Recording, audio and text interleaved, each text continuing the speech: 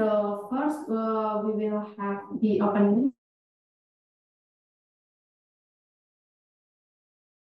from the Secretary of Informatics Department. Good afternoon, everyone. Thank you for coming, especially this Super and then Dr. Hilko Yamada from China. We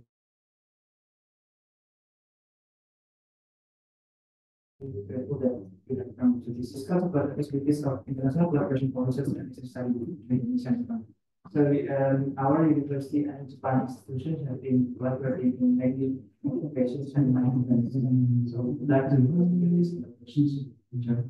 I'm currently representing the head of the department because it's not big today, so we can join us in the future. So once again, thank you all for and the discussion between constitution and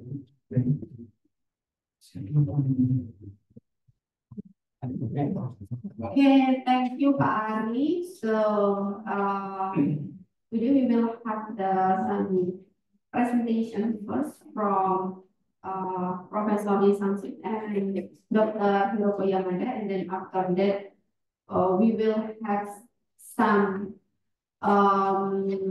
stories from the exchange student that has been to Toto University, so it can open up your mind and the possibility for all the students here that it is possible to go to Toto University and find life there.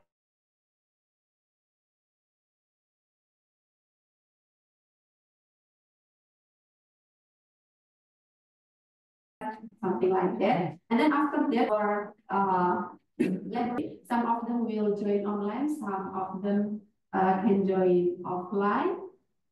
So now let's just start our presentation, and then we will do some discussion. Professor Lee.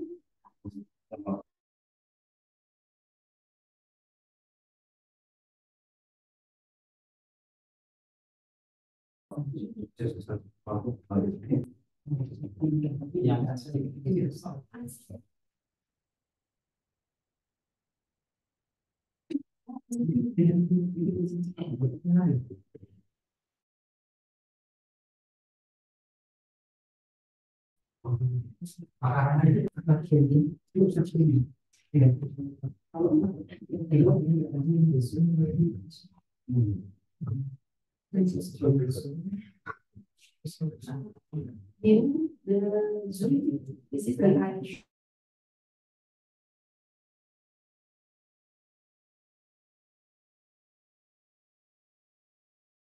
Banyak connection.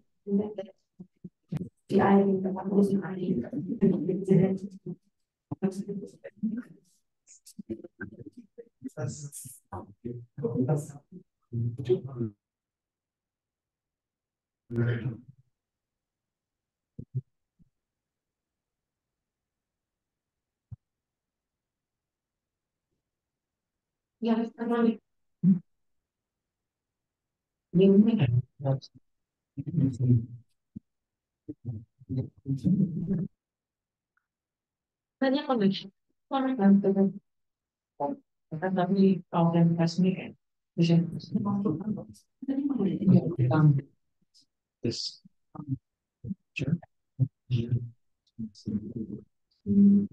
yang sangat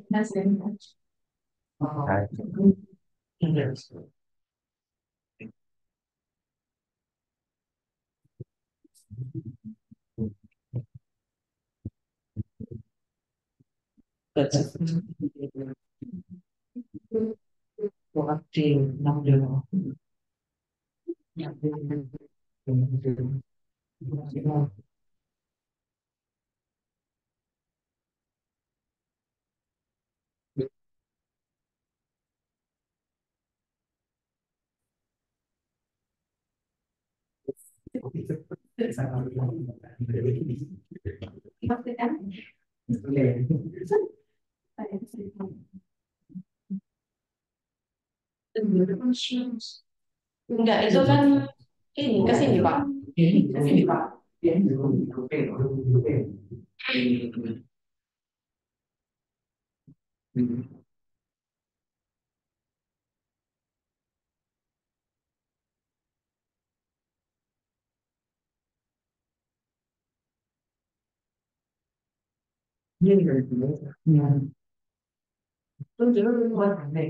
Enggak apa ya aku enggak ini punyanya ini tiga isu.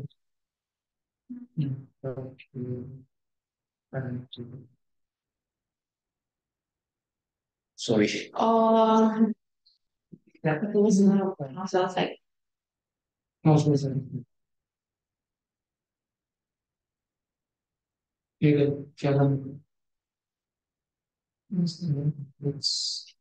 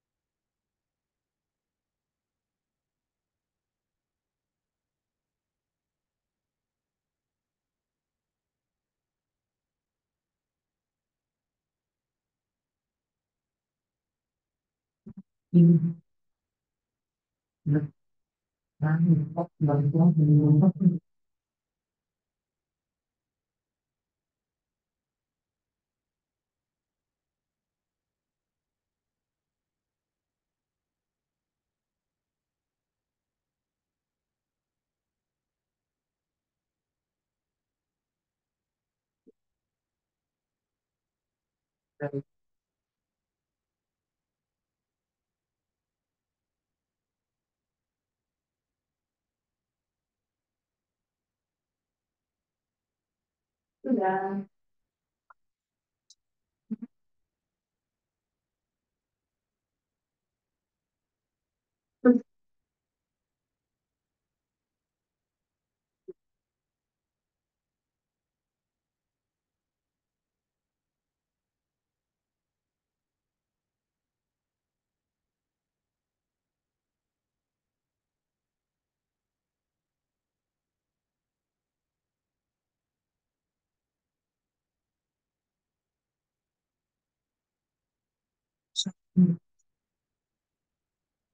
oh, bisa aja. Yeah, sorry. You can see the presentation starts with the big and starts from the idea of yes. I will have you slides. Okay. Yeah. Okay. Okay. Yeah, yeah. It's okay. Okay. Okay. Okay. Thank you for introduction and invite me, and also thank you for giving a chance to present our research works here.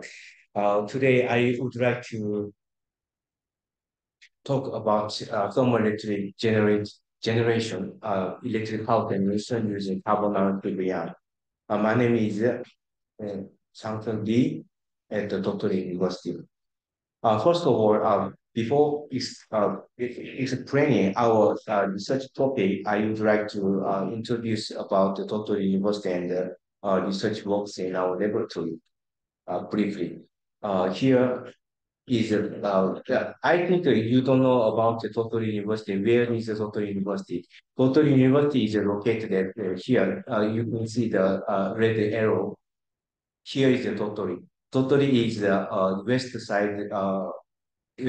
side of Japan. From Osaka to Tottori, I think it takes 3.5 hours by train.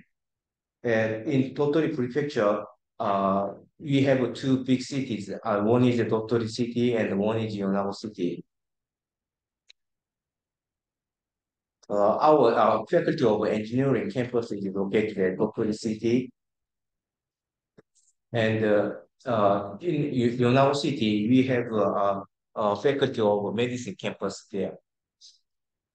This photo is for totally campus scenery, and these buildings are engineering departments. And it's pond. Actually, this is a pond, not lake. The biggest pond in Japan, Koyama Ike. Uh, these are our research topics doing in our laboratory now. We are working on environmental monitoring sensors and the wireless system. And we also studying working on new materials, for instance, carbon nanotube and better organic frameworks for sensor application. And also, we are studying on gas sensing problem, especially MEMS-based micro pre-concentrator or carbon nanotube-based micro pre-concentrator is our main research topic now. And also, we have a big project to develop a bandpass filter for 40 to 50 gigahertz for the application of beyond the 5G.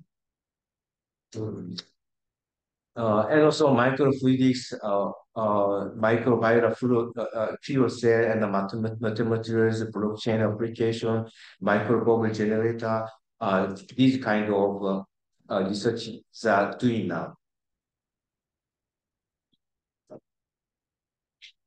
Here, one of our research topics, I would like to focus on water quality monitoring system like this. Here, this is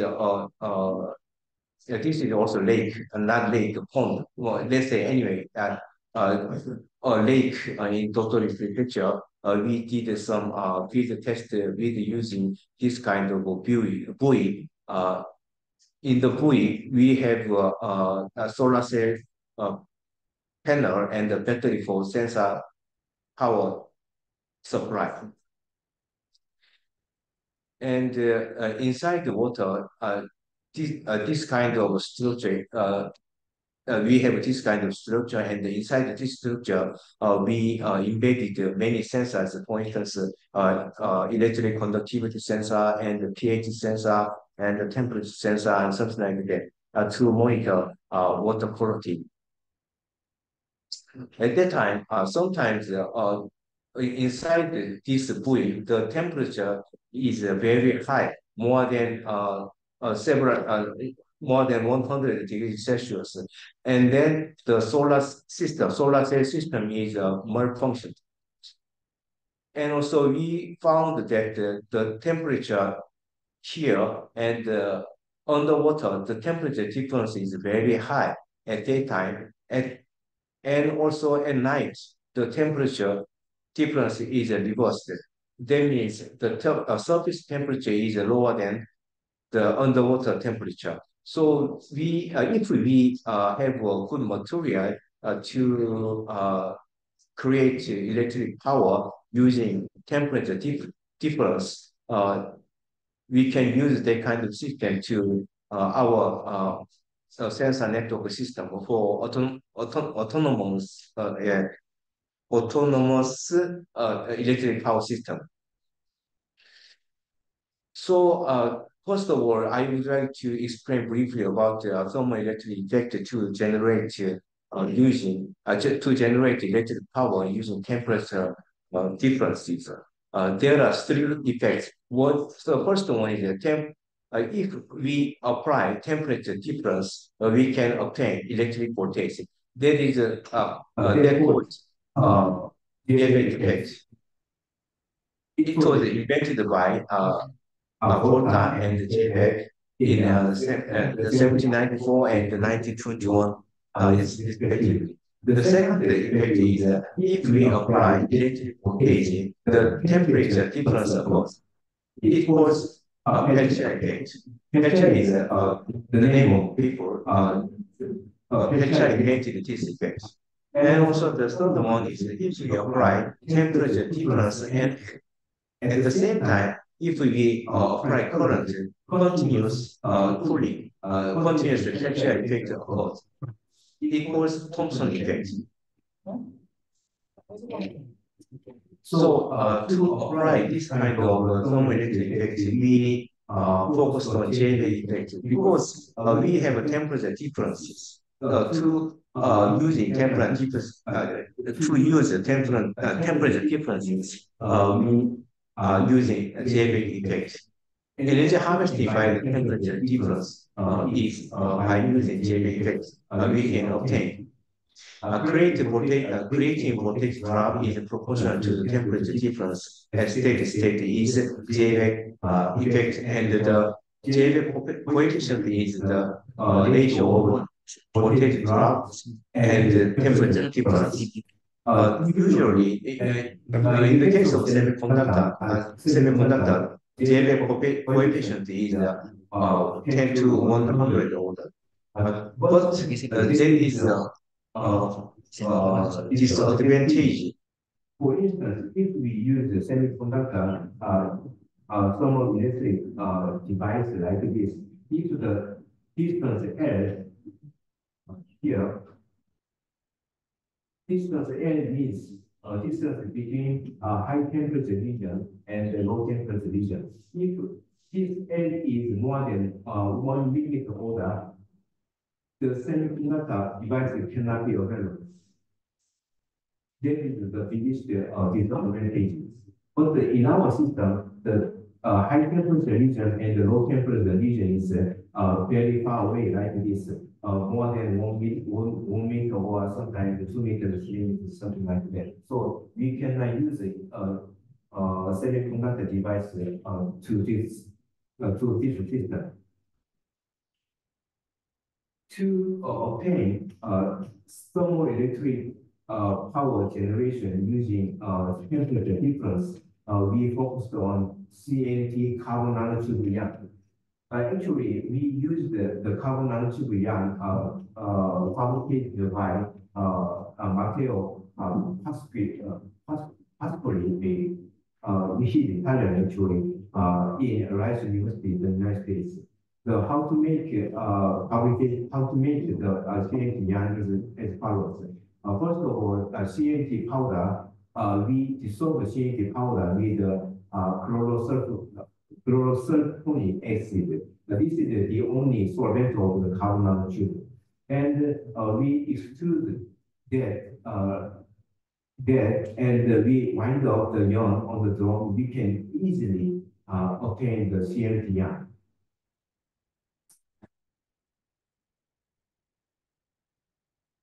Actually, he is a Matteo in Rice University, and this is CNT yarn. You can obtain the several meters, and maybe you can obtain 1 kilometer CNT yarn easily.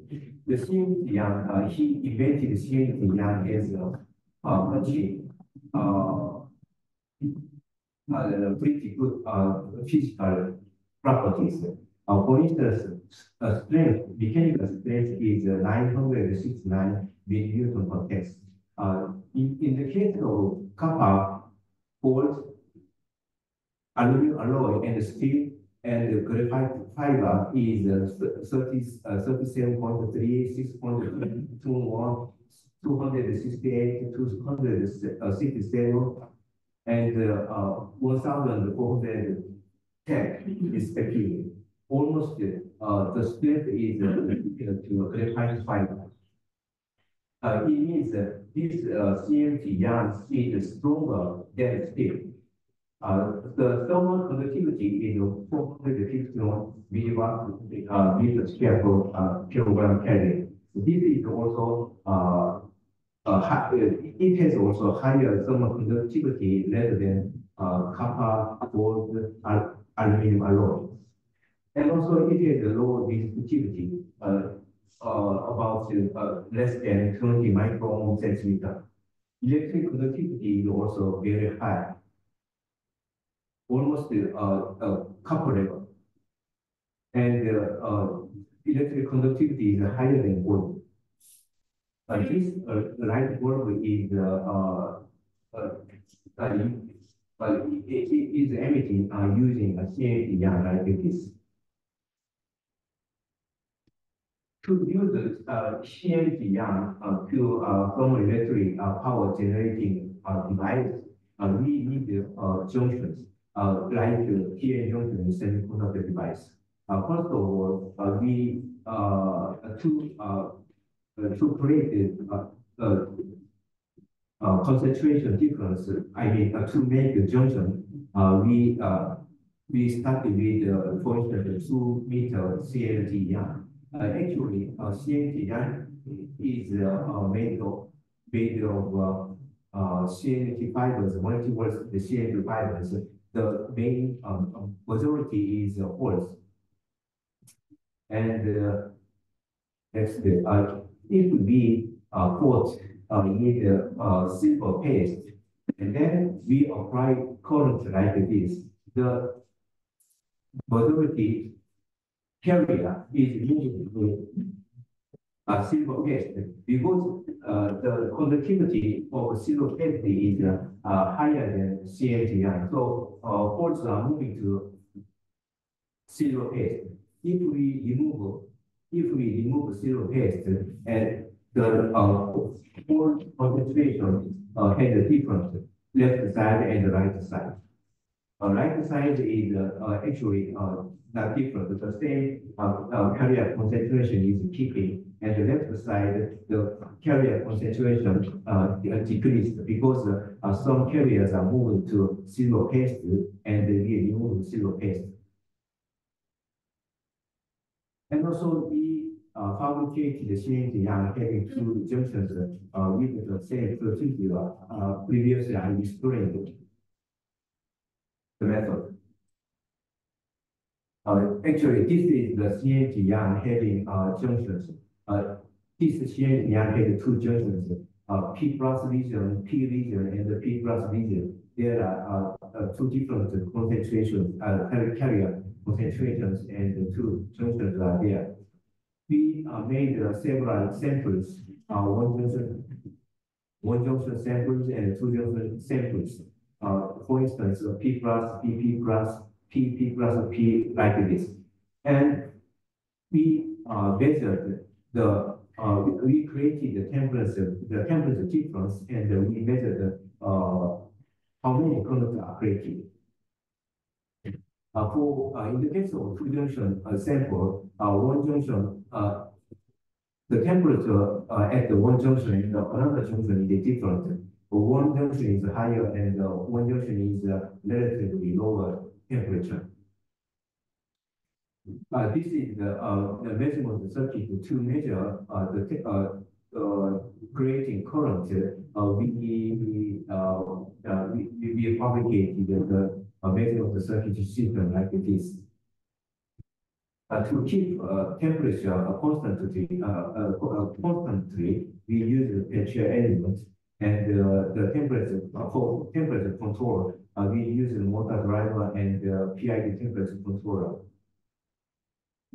This is the detailed measurement circuit, and actually to measure the creating current is not so easy because to isolate thermally the junction is very important. To do so, we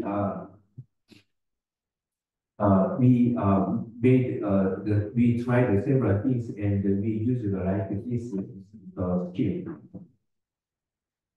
Anyway, to isolate this part thermally,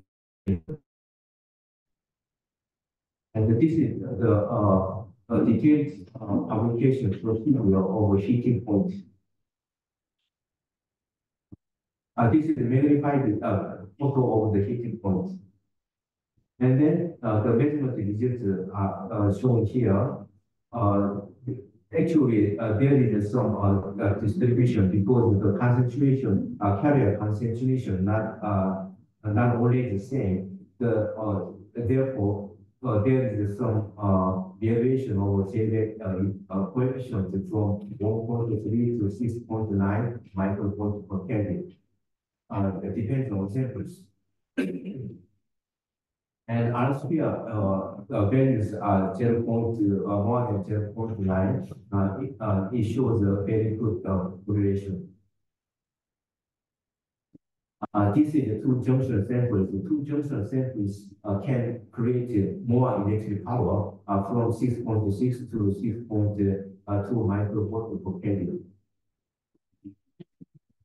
Actually, if the concentration, carrier concentration is higher, the JBF concentration, the JBF coefficient is reduced.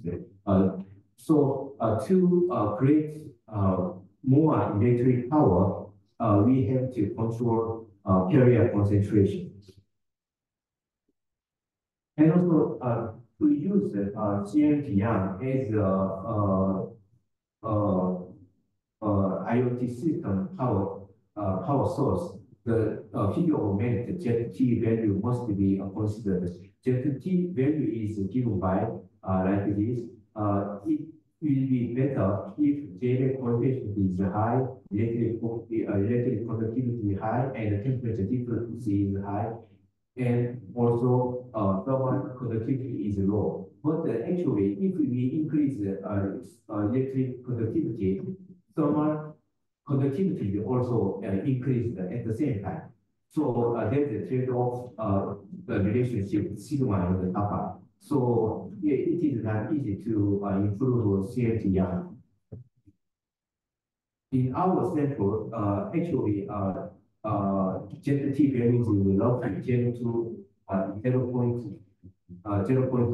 It must be increased more than 1 to use the viewer. This is application fields. For instance, lake at the lake, surface temperature and underwater temperature, we can use the temperature difference at the lake, and also satellite system confronted to sun, and the other side, the temperature difference is more than 240 degrees Celsius. So we can apply our system, our CFTR to satellite system. And also, a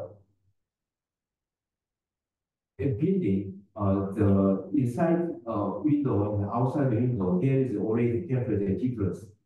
So we can also use maybe our CMTR to a building system to create electric power. I conclude my talk as a thermoelectric generator with the high temperature and the low temperature regions are separated with long distance, 1 meters, more than 1 meters, with all orders. We propose that the P-loop CMTR having junctions can be useful. And also we measure the JV coefficients of P-loop CMTRs having 1 and 2 junctions. The best value was 6.2 microvolt per carry. And also we also we did it.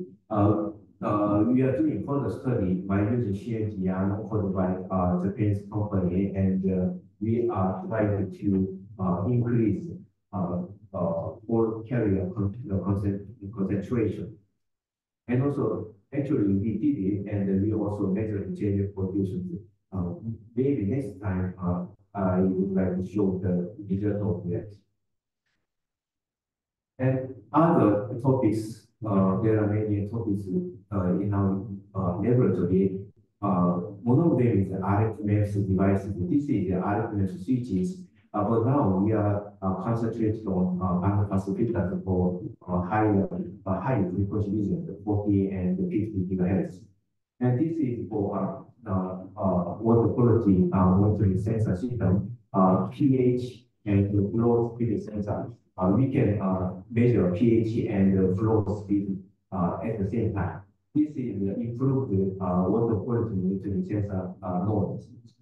And this is a micro preprocessor for trace level gas sensing. And this, we are also working on CNT application and the micro devices, and also other RF devices. This is actually available for 28 gigahertz. Thank you for your attention.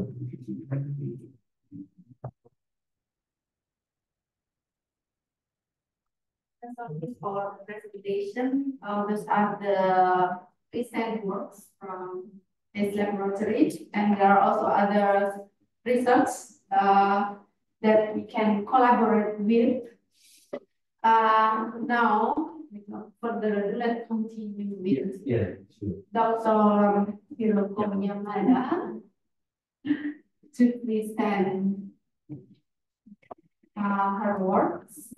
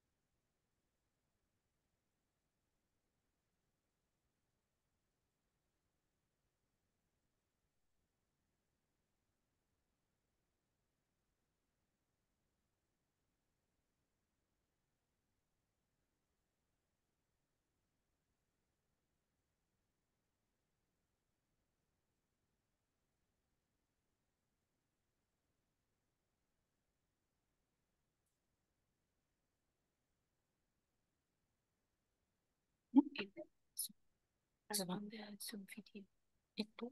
そうそうそうです。ビデオ。わかりました。Thank you.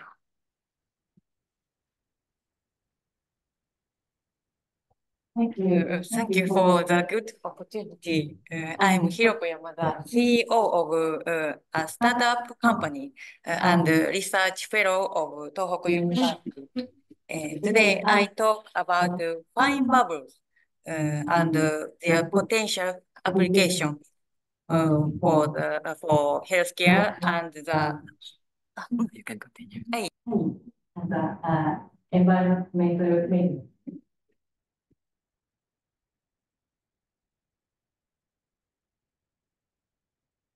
This is my profile.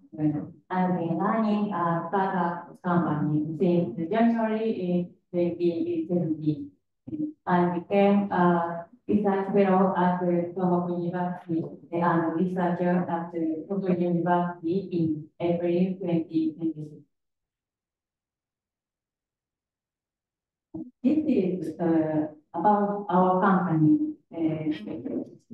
Field of research, pathogenic microbiology and environmental microbiology. Main business is bioremediation of soil and groundwater contamination and biomass utilization and renewable energy related service.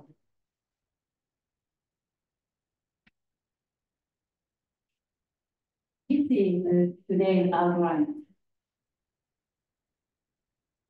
But I explained what the fine bubble is.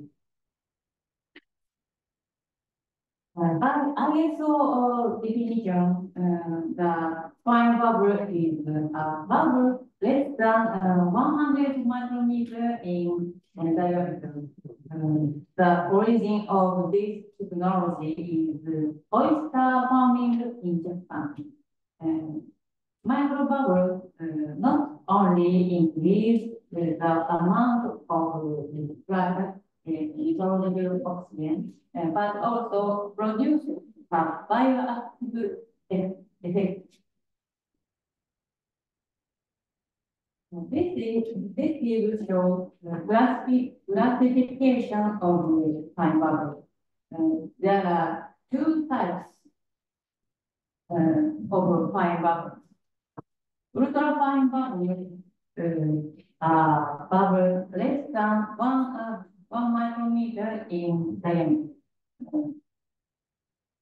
Invisible long-term existence in water from young motion. Microbubble is a bubble running from 1 micrometer to 100 micrometers in diameter. It's visible and cloudy white, floats slowly in the water and break. This is composition of fine bubbles. Fine bubbles are composed of gas and water. Very simple, but the properties of each gas and liquid affect the properties of fine bubbles. There are two main known properties. One, fine bubbles are negatively charged for most types of gases. Away from negatively charged objects, attracted to positively charged objects. Second, jet flow and OH radical generation. When fine bubbles grow, the smaller the diameter, the higher the internal pressure. The smaller the bubbles, the stronger the jet flow. Next, I will talk about the effect and application of fine bubble. These are the main known fine bubble effect and the area of application. Effect of fine bubble is screening effect, catalysis, sterilizing, deodorizing, bioactivation, friction reduction. And field of application is liquid crystal, semiconductor, solar cell, chemistry, food and beverage, cosmetics, agriculture, wide field. For example, in the field of solar cell, it can be used for cleaning and separating reactants. For example, in the field of precision machining, it can be used for improved machining performance of cemented carbide. In the food industry, it can be used for inactivation of nanovirus. In the plant field, it can be used for plant growth promotion. Bubbles have been shown to have a variety of effects, but the mechanisms are not fully understood. So I did some research on the mechanism. And the first is a study on the bactericidal mechanism. The second is a study on biofilm removal mechanism. I explain the first study on the bactericidal mechanism. First, we analyze the characteristics of USB by gas. In addition, we analyze the electrical characteristics of pathogenic bacteria and elucidation of the mechanism of action between USB and pathogenic bacteria. It is change over time in USB density.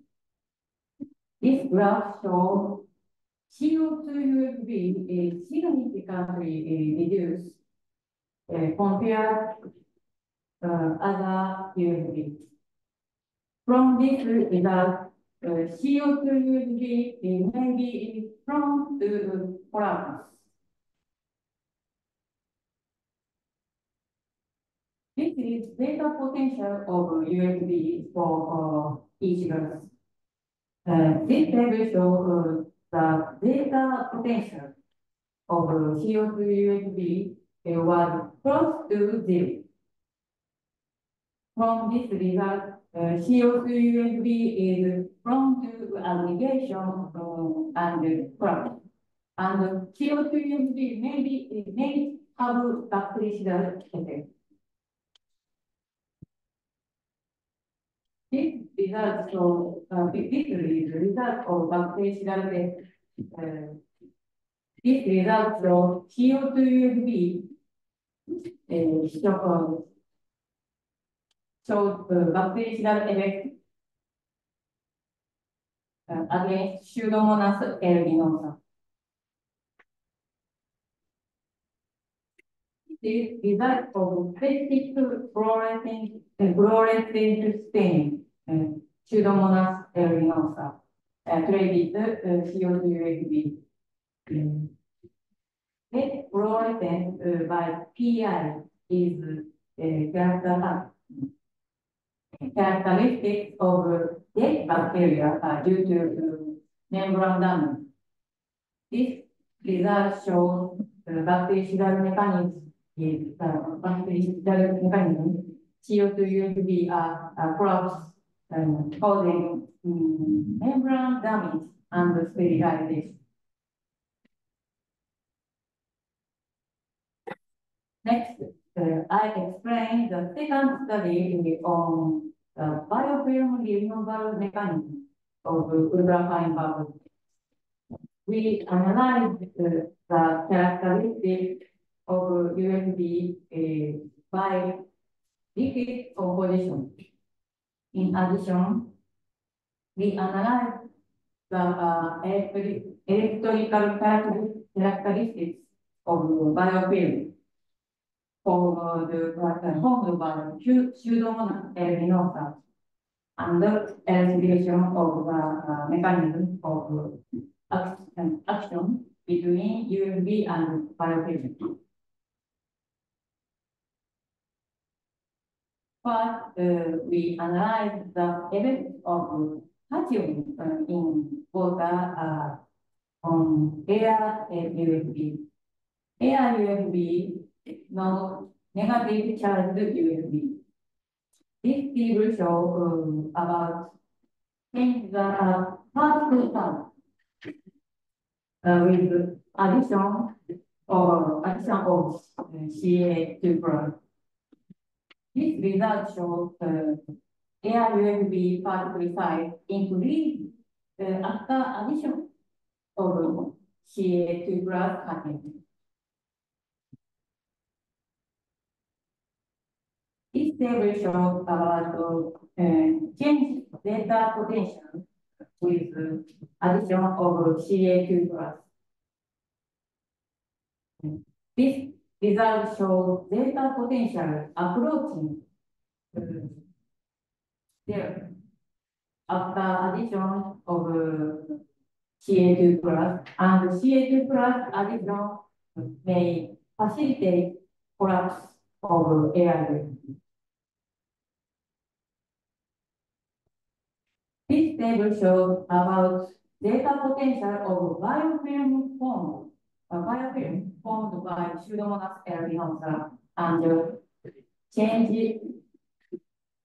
in delta potential with addition of Ca2 plus. This result shows biofilm is charged negatively, but addition of Ca2 plus delta potential approaching zero.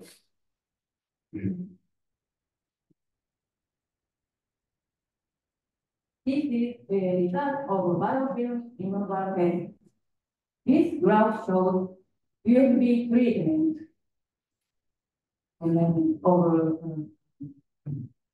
UFB treatment in the presence of Ca2 plus reduce the amount of biofilm. From this result, addition of Ca2 plus improved biofilm removal effect of UFB.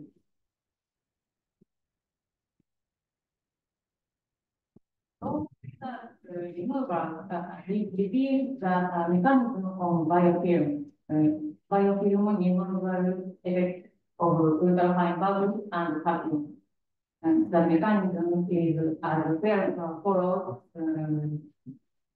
One, UFB and vacuum attract each other electrolysically and neutralize their increase UFB particle size, and biofilm and vacuum also attract each other, neutralizing their charge. For UFB and biofilm with larger particle size attract each other by the fundamental force, van der Waals force. UFB crops near biofilm and removed biofilm.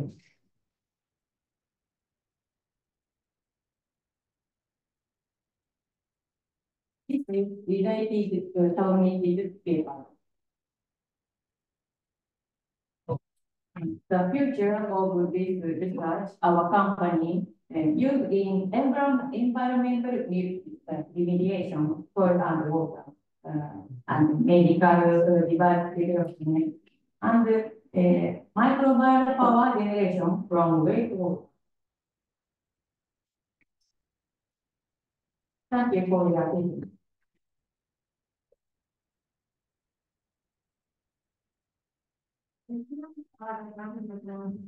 Yamanda for the presentation regarding fine marble. So it is your company is a startup with this chemical with the fine marble. Right? Yeah, it's very chemical. Very nice. Thank you. Okay. Because it's already 4, so we will continue directly to the next agenda, which is the presentation from the student that has been to Totoli, and then we will continue with the presentation from the laboratory in informatics.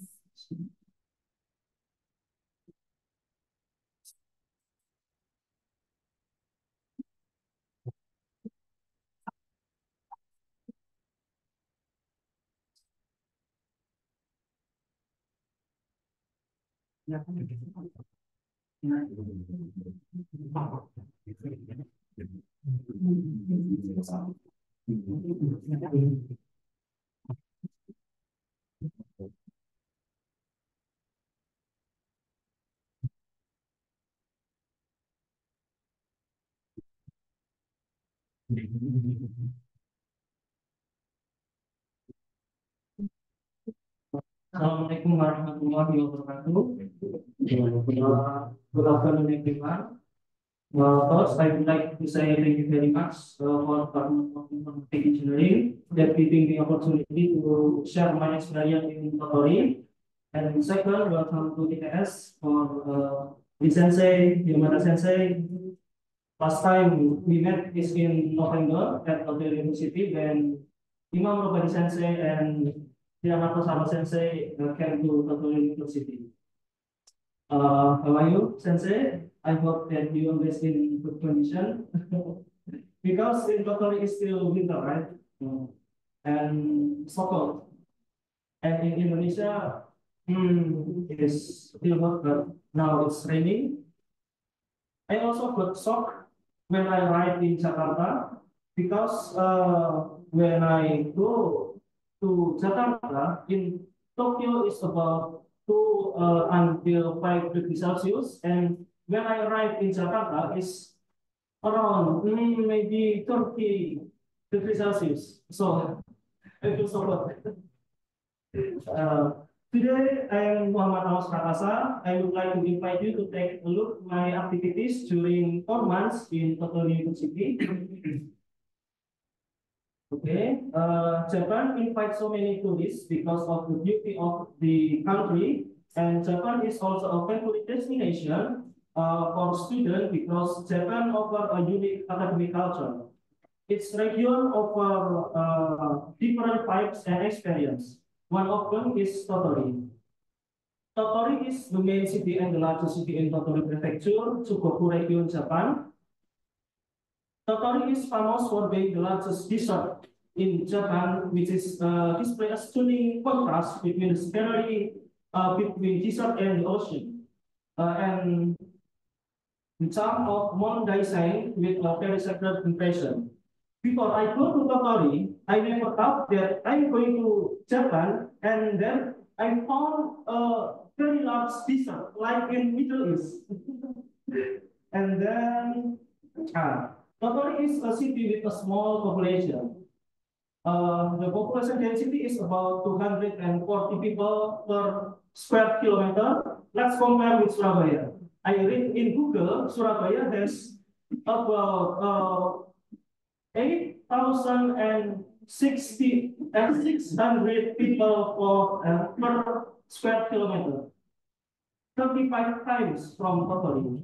So when I came to Tottori the first time, I feel so peaceful there. Yes, this is the ambient vibes near the Tottori University. This is Sendai River. And before I tell you about Tottori, I want to inform you that I'm a part of PMDSU student. PMDSU is a fully funded scholarship by government for fast-track master and doctoral program for 4 years. And in PMDSU, there is an sandwich-like program which named Enhancing Quality of International Publication Program, or PKPI. And this link is for more info. I'm a PMDSU student in Department of Electrical Engineering IPS. In here, Imamur Badi Sensei is my supervisor for PMDSU program. And in the last semester, Imamur Badi Sensei sent me to Tottori University for conducting collaboration in writing research article. So I joined to Ryo Nishimura Sensei Laboratory in Faculty of Engineering at Tottori University for 4 months. This is our photo in Tottori Ekimai in front of Tottori Station.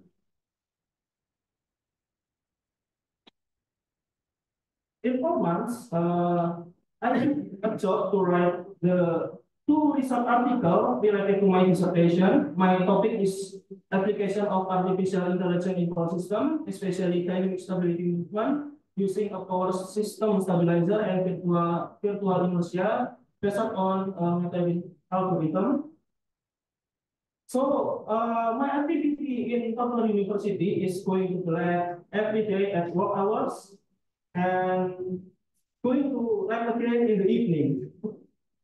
And this is my picture when presenting my progress report with my laboratory member and Ryo Nishimura Sensei. In there is a weekly research progress. Sometimes we call it semi. Semi comes from seminar. In semi, we sometimes present our progress with PowerPoint. And when the progress is a little, we sometimes just say it without presentation. And my first manuscript when I in Japan is alhamdulillah already accepted with Minor-Edit in IEEE Access. IEEE Access is P1 journal, and the second manuscript is still on review process. My first impression about Tottori is very clean, neat, and peaceful. People do their activities in face-to-face and well-organized rhythm.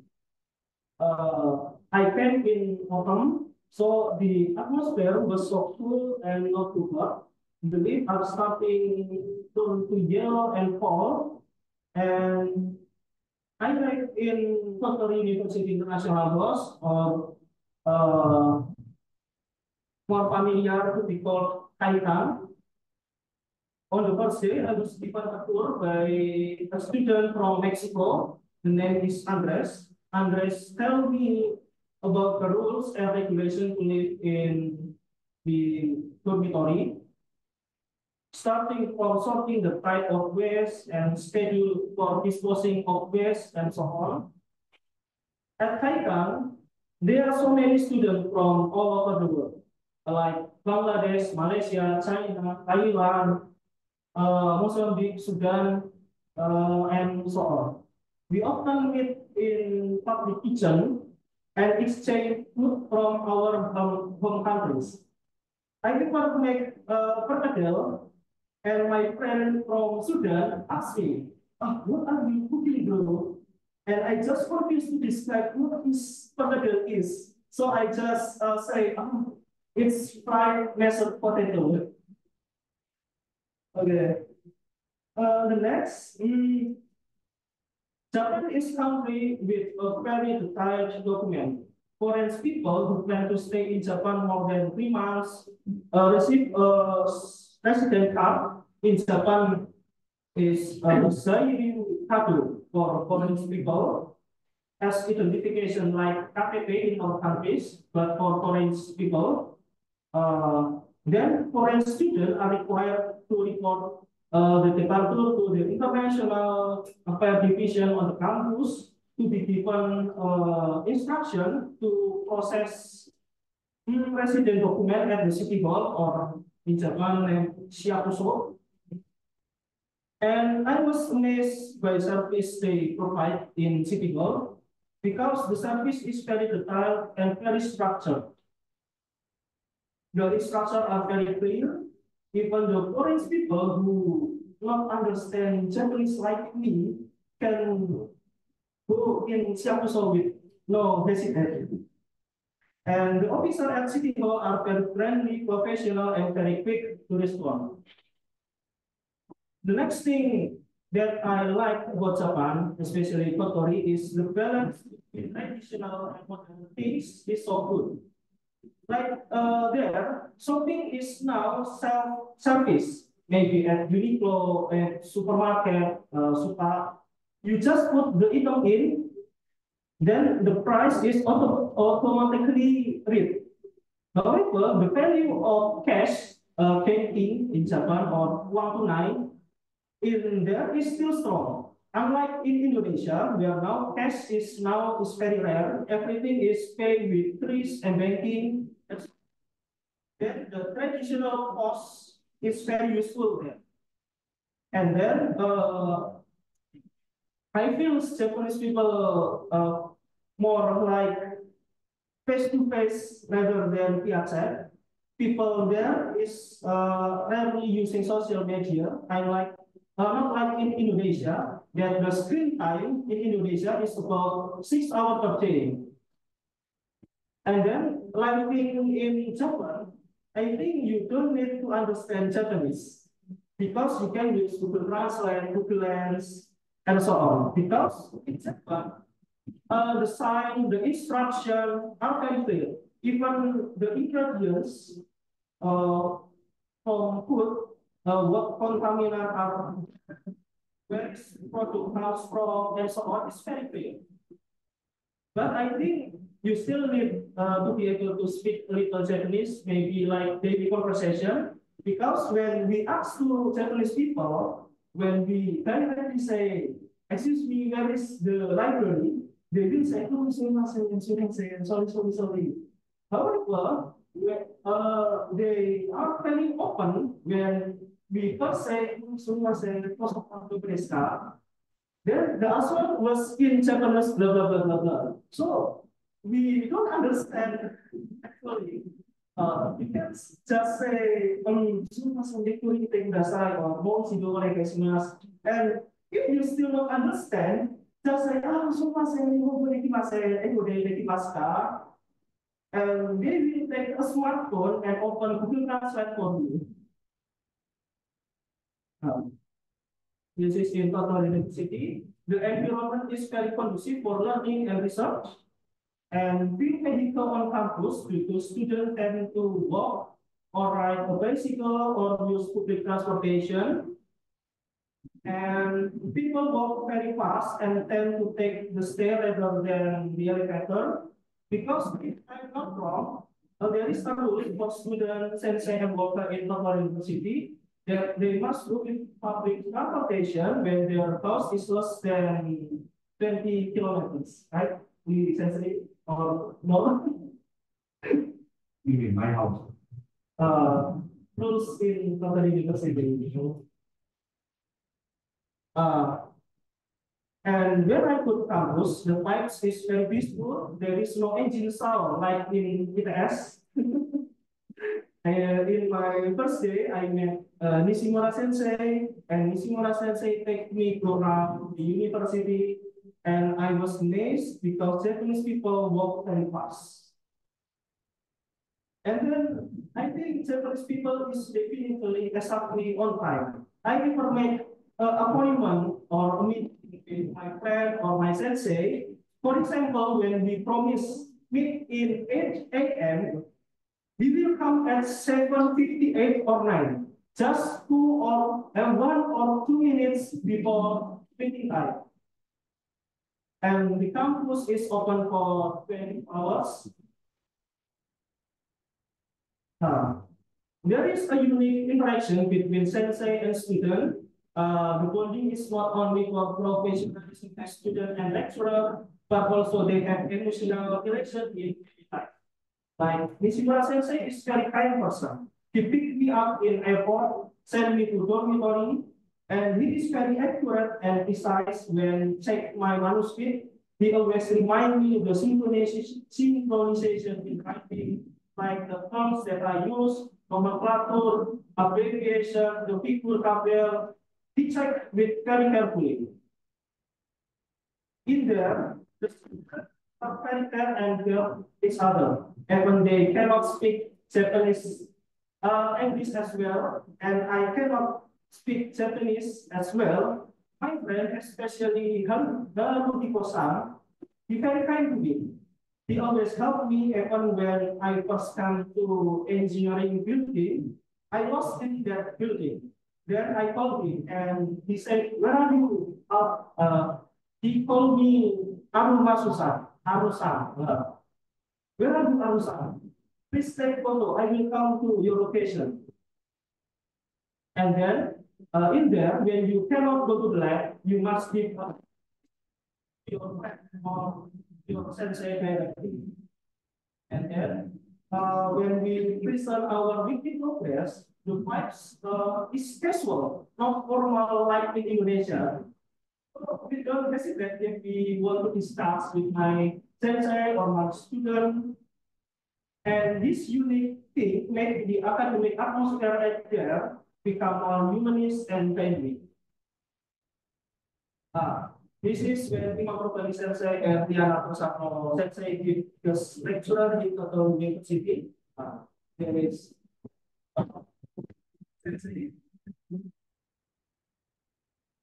And then there is this is Islamic life in Tottori. Tottori Mosque is about 50 minutes from campus by walking. It's very basic. In Tottori, there is a small population of Muslim, but very harmonic. And I also got the opportunity to deliver a Friday khutbah right there. This is PPT the expression in direction socialization. This is Imam Rukani Sensei and Diana Tosano Sensei with PPI members. In Tottori, there is Time Festival. Time is Tottori International Cultural Exchange. It is one I joined my Mount Heritage. And the enthusiasm from Japanese people and international people was so good. They enjoy and dancing with us. This is my picture with my friend from UPI, Universitas Pendidikan Indonesia, who took PKP MDS program at Tottori University, but in mathematical education. This is Koyama Ike, very beautiful lake near Tottori University. Maybe just on 15 minutes with bicycle. There is a beautiful Tori is shrine in the middle of this lake. We also visited Aosuma Island. Aosuma Island is part of Koyama Ike. I also visit Konan City at Vietnam. This town is the origin of Goso Aoyama Sensei, the mangaka of Konan series. In the city, there is a Goso Aoyama manga factory or Konan museum.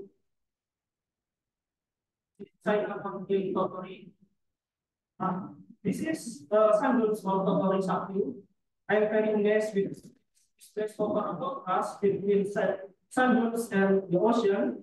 It's very peaceful to get at the top of the sun dunes and thinking about the future and so on. I'm also surprised because there is a real camel in Japan. This is San Museum. This is Tottori Castle Ruin in Tottori. This is Shinjuku Mansion near Tottori Castle Ruin. This is snow pipes in Tottori. The snow is very thick in Tottori. This is in Tottori University. The left part, my first snow line river, so it's not good enough, but in the right side is my proposed plan. I also got the opportunity to exercise by car with Satoru Kishida Sensei. Satoru Kishida Sensei is very kind. He is a CEO of the IREC Corporation. The IREC is not only interdisciplinary research center, and I amazed with him because he's still very energetic. Even he is about 70, and he can drive his own as well. We also conduct discussions about very beautiful and feels like entering fairy tale world. You can see. In Japan, I also take a holiday to Osaka and Kyoto because Tottori is near from Osaka and Kyoto, just about 3 hours by bus.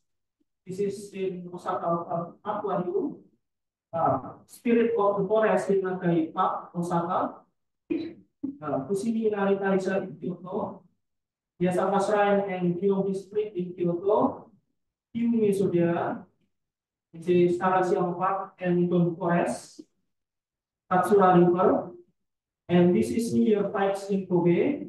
And this is first sunrise of 2024 from Murobiti Garden in Kobe. Thank you very much for giving me opportunity to share my experience. I hope that we can learn good things in Japan, especially Tottori. That is all from me. Assalamualaikum warahmatullahi wabarakatuh.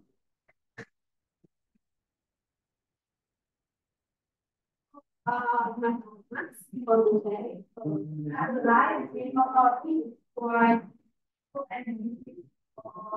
students if you want to go ahead and that might be an opportunity for okay. Next, we're talking with the presentation. So, informatics have a research laboratory from software engineering, intelligent computing and vision, graphics, interaction game, information intelligence management laboratory, net-centric computing laboratory, computer architecture and networking, algorithm and programming, modeling and applied computation. Unfortunately, some of them will be able to that and we can their work related to their laboratory. So first one will be Dr. Baskoro Alpratomo that will present from computer architecture and networking.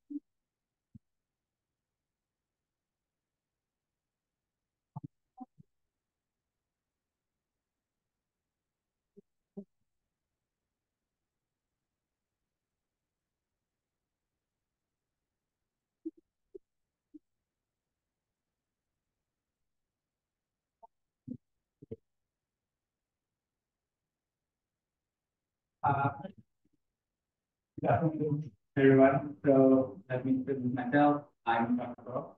from the Networking Technology and Web Laboratory. Unfortunately, I don't have much time to present what we have, but hopefully it's enough. So we have 5 members here, myself, Timo, and Marina, and Boro. We have several work mainly on computer networking and data networking, and a little bit of engineering. So one of the work that we're doing is our analysis. So we regularly analyze malicious software on the internet, trying to find threats on the system, and we also develop a detection model for malware, and it's more like an antivirus, an intelligent antivirus in a system that it analyzes the behavior of the system. If there's an anomaly, then it will be given. And then if you're from Tokori, I think you're quite familiar with the image. Another project that we're working on is the intrusion detection system. It monitors the network, try to find some anomalous behavior in the network. So for example, if your computer is sending some weird message to a certain server on the internet, that might be malicious, that might be a kind of malware, or that might be a kind of an attack from the outside. And we develop machine learning model as well to differentiate between the benign traffic and malicious. And then apart from the machine learning part, we also have some gamification projects in cybersecurity. If you want to try a game, you can scan the QR code, and the image on the left shows how the game looks like. So basically, we give some challenges to the player, and everything is related to cybersecurity, like getting the binary number or getting phishing website or not, something like that. And then our most recent project is a CyberRange project. So if you're not familiar about CyberRange project, it's a simulated environment for cybersecurity training, testing, and skill development. So what we have here is the IDES Nabu CyberRange project, and inside the CyberRange project, we don't only have the training environment where people can learn how to attack the system and how to defend from the attack. But we also have some sandboxes where we can run malware safely inside a protected environment. And then this is what it looks like of the training project. This is one of the example where users have to log into the system and then try to access it to or connect remotely to another server. This is like the very beginning, but as the training goes more sophisticated, the challenges will be more complex. Then there are some other projects like spam or phishing email detection, or data sharing platform where we have to share some data, but we have still to protect the privacy of the user. And then we also have some work on the mobile network network and some other research on cloud computing, voice cloud system, cloud security, and e-learning practices. So I think that's all for me. If you are interested or if you talk with us more about this, you can contact me by email on @transform@IDES. Thank you very much.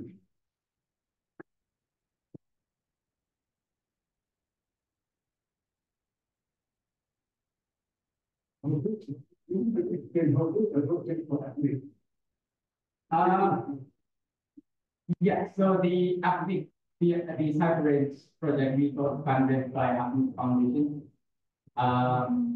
The grant is about $85,000, and the goal of this project is to get more cybersecurity experts, to train more cybersecurity experts in that. And in doing so, we collaborate as well with the Ministry of Social Welfare.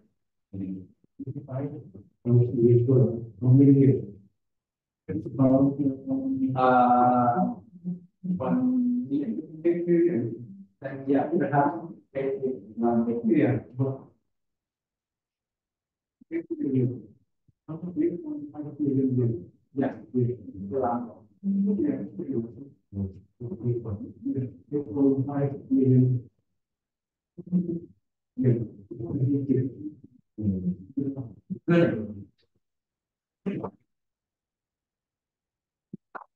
Thank you, Pak Bosoro, for the sharing from West Africa. And also we got with very good research grant. Very good for our department. Hopefully there will be more international research collaboration and grant that will be given to department. Then next is from software engineering class that will be presented by Pak Bintang, our new lecturer. Yeah. Thank you so much, Mr. Tapi. Yeah, good afternoon, everyone. From Sensei, Today I will be representative for our lab, which is software engineering lab, or in Indonesia we call it Rekayasa Perangkat Lunak. So I'll let Baskoro who tell about their lab research. I will only discuss about the explanation about what is software engineering lab. So let's start. Okay, our head of laboratory is Mrs. Siti Rohima, MD, PhD, and I'm sorry because she cannot attend this meeting because of another emergency. And in our lab, there are 6 researchers, including me. The first is Mrs. Siti Rohima, who is specialized in software quality assurance. And the second is Prof. Daniel Aranova, who is specialized in requirement engineering. And then Mrs. Sarwasi, who is doing research on database system, and Mrs. Yuhana, who is in research for knowledge engineering, and the last is Mr. Rizky, who is expertise in software architecture. And the last is me, and the new lecturer, and actually right now I'm learning about software quality. So what is actually software engineering laboratory? Software engineering laboratory is a lab that offers a specific area of interest that it has tightly connected with software project and software creation, such as software testing, software project management, and software evolution. Because of that, we offer many courses that related with software, such as software quality assurance, software architecture, software evolution, software construction, and other software-related courses. And our research is also really connected with software, such as measurement of functional suitability, performance efficiency, and reliability characteristics using analytical gauging process. And the second is feature location using extraction of code documentation. And the last is quality conformity analysis, functional and usability in academic information system using ISO 25281. Okay, I think from me, thank you. Thank you, Pak Bintang, for the presentation. Now we will have an online member from algorithm and programming. Pak Irfan. Hello, Pak Irfan. Oh yes, Kurate. So can I share my presentation?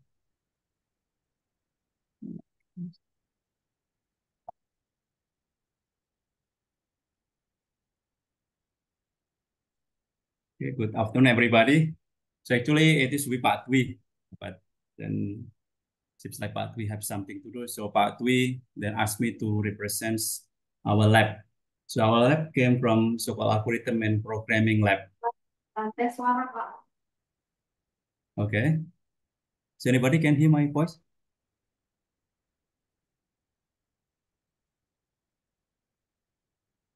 Yeah, so we are from algorithm and programming or AP lab.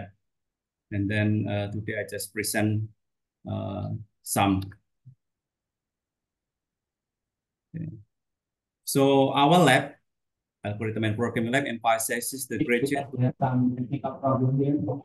algorithm in solving effectively and efficiently based on strong programming rules, applies the programming model that underlies various existing programming languages and chooses a programming language to produce an appropriate application, such as developing system application.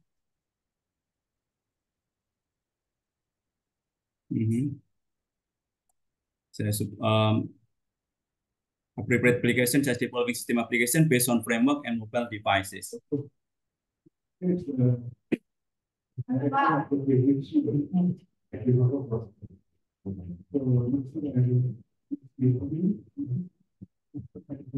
Pak Irfan. Bisa ya? Halo, halo. Can Duna? Halo? Halo? Nggak kedengaran. Halo? Halo? Halo?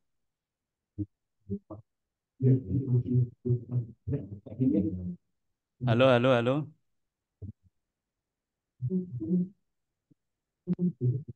Halo? Halo, Ken? Halo? Halo, halo, halo, halo. Halo?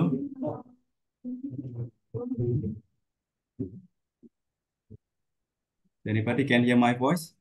Ya Pak, ya. Sudah ya, oke.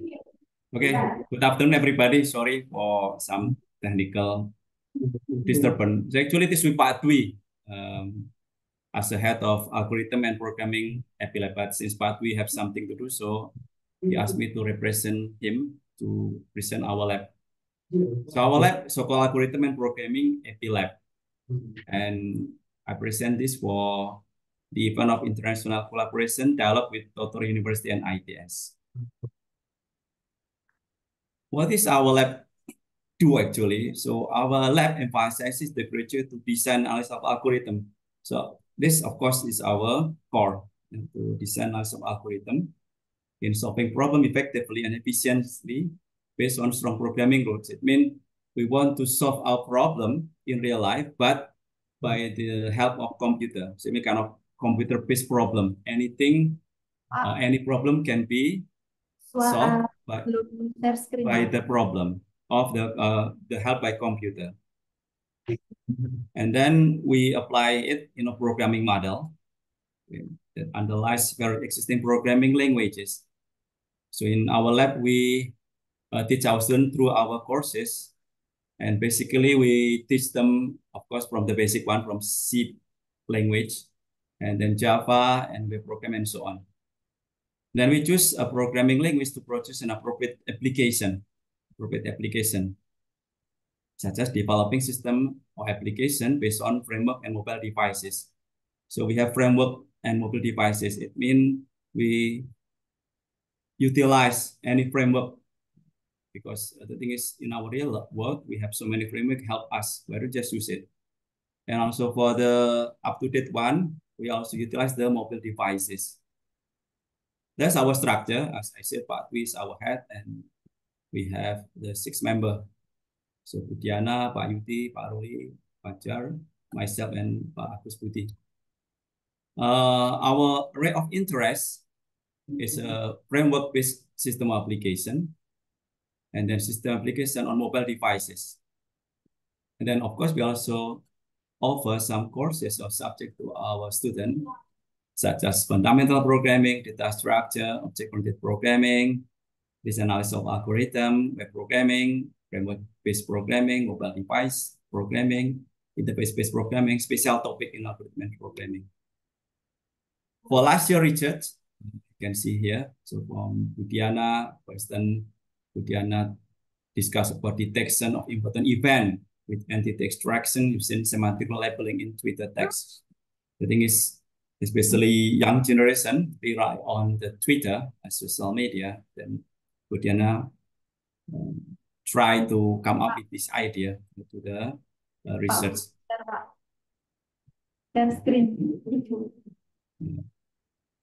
And then Budiana also try to discuss with modeling severity level of dangerous speech in online text. The thing is, Indonesia have so-called electronic data law, and it is quite dangerous. And this thing, Budiana try to come with this idea how to defend.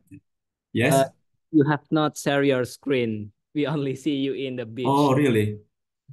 But I just share it. Okay, wait. Okay. Sorry. Thank you. Okay, sorry.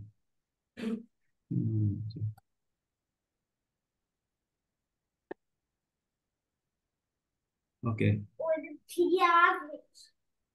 Okay, we can just add Glenn. Okay, so this is our structure of a lab. And then this area of interest. So basically only two: framework-based system application and mobile devices.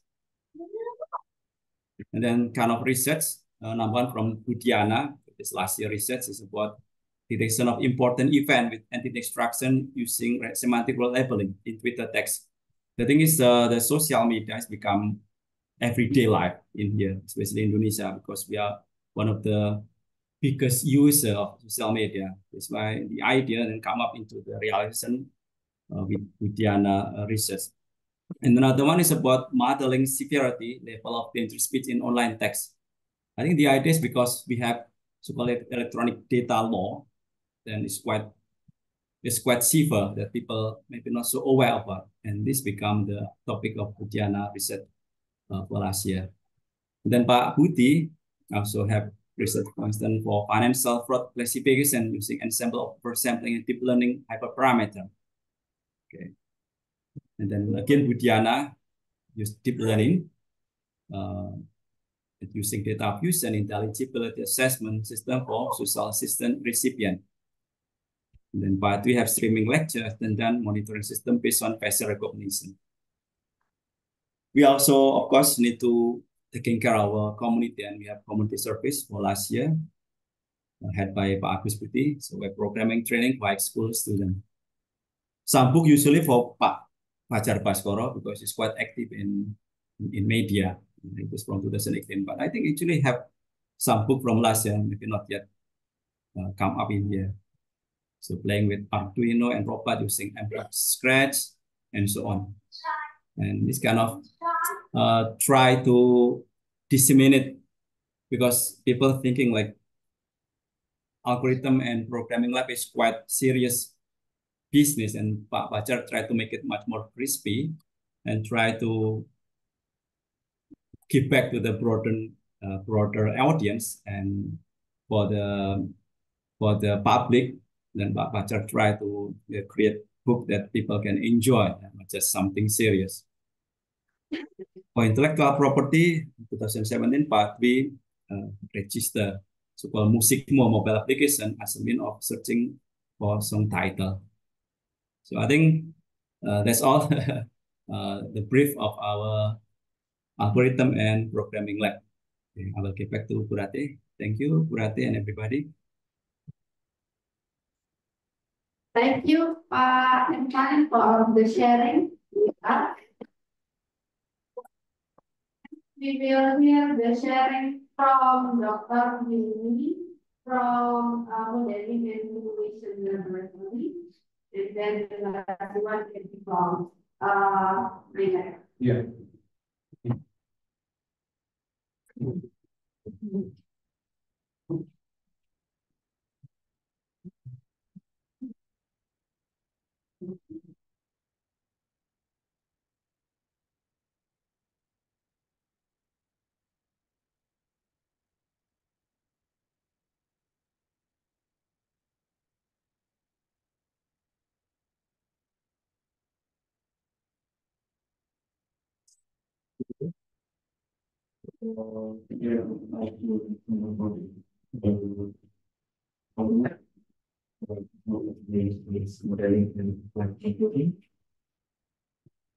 And it's the all member in our laboratory. There are 6 people in there, and the head of the laboratory is the Mr. Victor. And it's the one example of our research.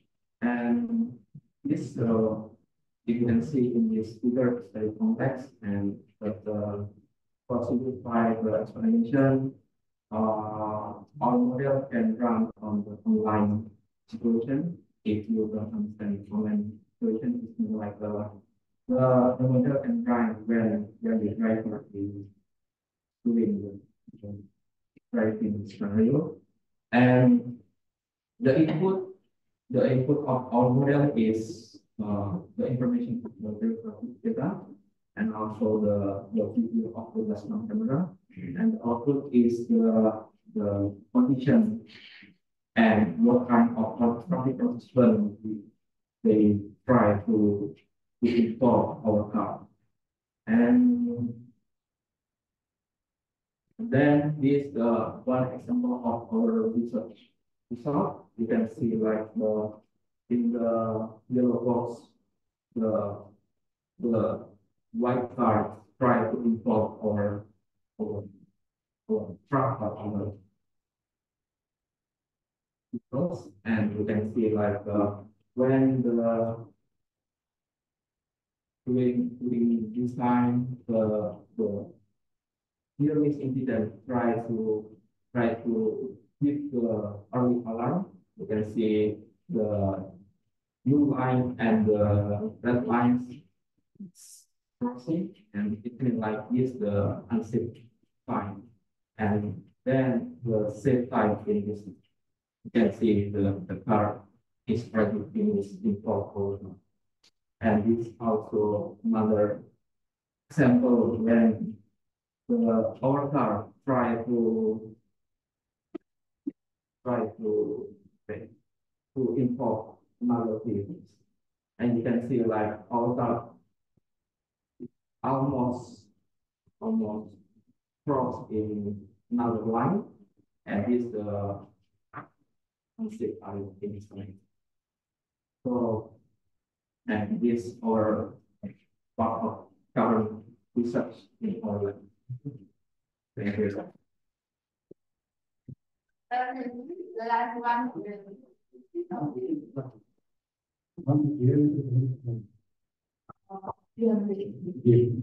Okay. So this will be two presentations from our laboratory in Information Intelligence Management Laboratory from our students. One is regarding the AFOM, electronic form. So here's my profile student. So he is developing micro-fluidic sensor. In fact, he finished out one year. My name is Taufik Fazrul Amri. I will present our research in information intelligence laboratory. I will present only in outline about using an electronic tank for detection heavy metal contaminant in food. We chose the concept, the electronic with contaminant method. The contaminant method is approach to detect the value of heavy metals contained in cooking oil. There is the maximum contaminant for food oil in Indonesian regulatory, but it is all contaminant limit arsenic or 0.1 millimeter per kilogram, and mercury 1.03 millimeter per kilogram, and Pb 0.1 millimeter per kilogram. This whole portable to work.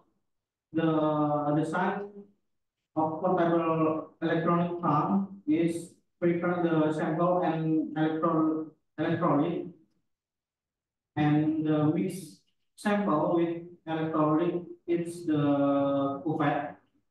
Set the sensor and connector cable and the insert on cuvette, and the turn off by device by pressing red power and select mode in green button. The select mode we will choose mercury, timber, and other, and we'll choose the arsen. We'll the cable into the instrument, and will automatically read the sample. Yes, that's all for me. Thank you. The microfluidic sensor for heavy metal contamination now is in cooking oil from cooking oil. Okay, the next is Mbak Yuni. Yeah, Iya, Prof. Online. Hadir, Prof. Yes, please. So, Yuri is my PhD student. So he is doing genome editing of sorghum. Yeah, please. Yes, iya, Prof. Izin share screen, Prof. Yes, please.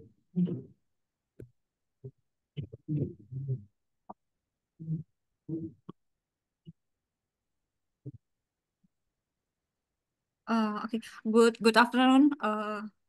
I'm Yuni. I'm a student of from Prof. Riana Toharno. We try to developing superior sorghum using bioinformatics.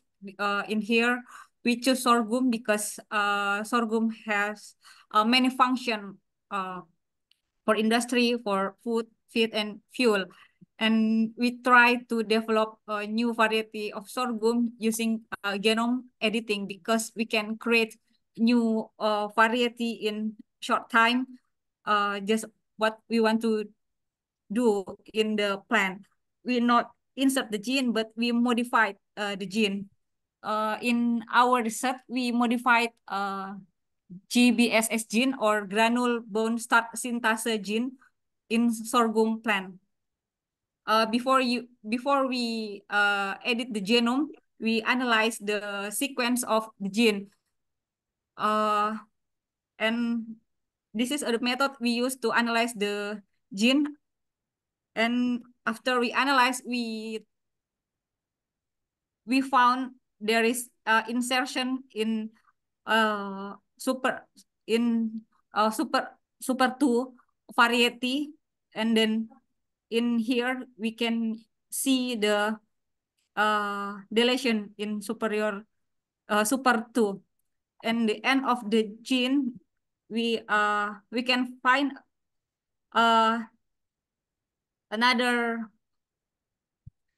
mutation. This is mutation. They change the protein from Y to G. So based on that, we analyze the 15 variation of the gene to clustering the variety based on the fluffy texture. This is our result. Another result, we get the cluster 3 cluster. So the cluster 1, super 1, and then cluster 2 start from Bioguma. This is have fluffy texture, and then his not fluffy texture. Based on this, we will analyze the variety of GBSS gene. So we will editing genome from Bioguma 1 because Bioguma 1 have highest yield production. But to do genome editing result, we have challenges because sorghum is not easy to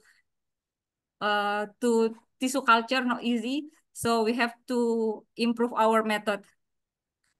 This is and then the next challenge is transformation result from CRISPR-Cas9 is still low, so we have to improve our method. Thank you. Yeah. Why? Because sorghum can grow in suboptimal land, dry land. So when we cannot grow rice or we cannot grow corn, and then sorghum still can grow for dry land. It's good. It's very strong. And the second, now the productive sorghum, the taste is not good, too dry. And there is a small sorghum in the winter of Bali, small sorghum, not productive, but the taste is good. So we are trying to take the DNA of the good taste, take take the DNA and then insert into the productive sorghum. So we are trying to get the variety of sorghum productive and this good. So that's what this is doing. Okay, I hope that this is a really collaboration for this one because we are still having problem with the media to grow the sorghum. Okay, thank you. Really, thank you, brother. Thank you, everyone. I think that's all. The presentation of Online. From all of the laboratory and our group from Japan. Hopefully, by sharing of the research here, we can have collaboration with no other fields, and then we can collaborate with others. So before we end this meeting, we can take some online. Together. Yeah.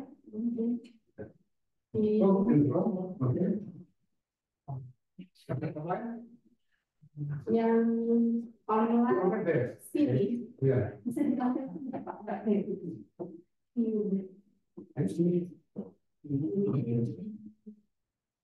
Semua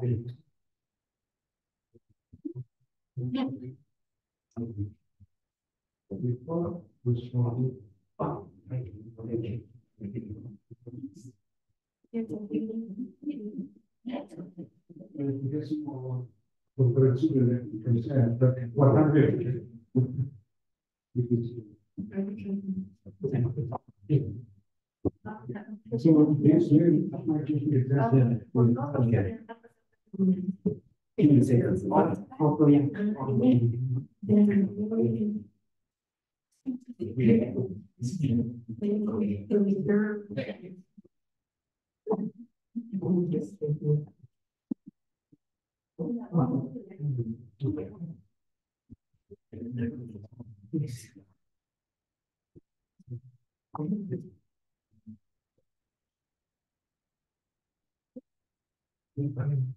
kalau online semuanya ini. Iya, online. Masalah kamera. Ini for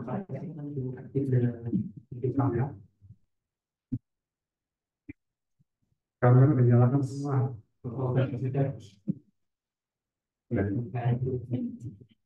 Some from kedaian tidak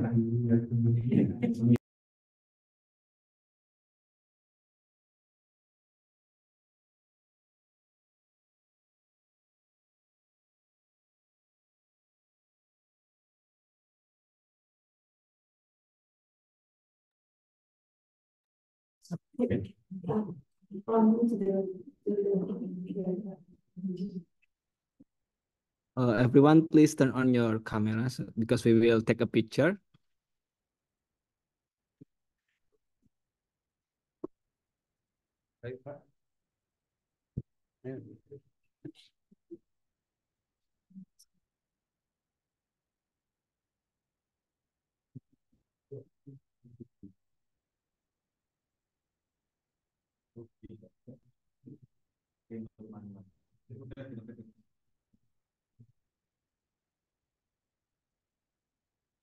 Bisa ya? Oke, cukup. Oke, 1, 2, 3.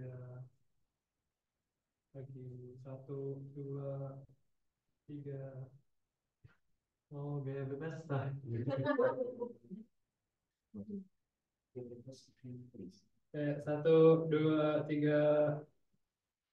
1, 2, 3.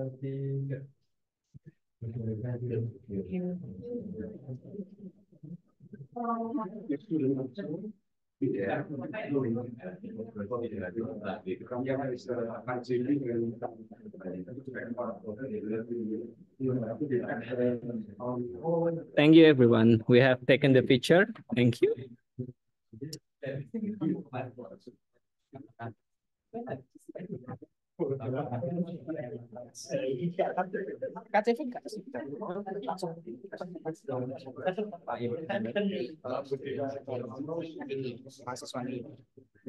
Oh, oke, monggo di sini.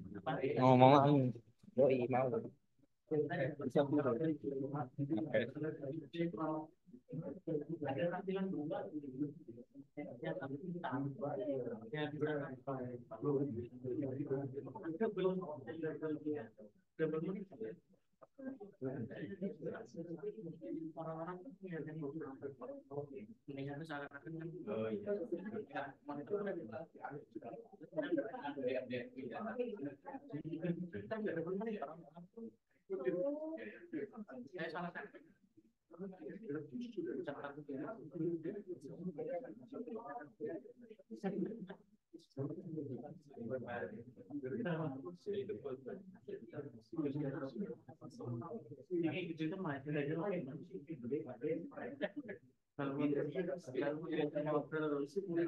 Okay, everyone, thank you so much for your attendance. We hope we can meet in other opportunity. Thank you so much, and we will close the Zoom. Thank you.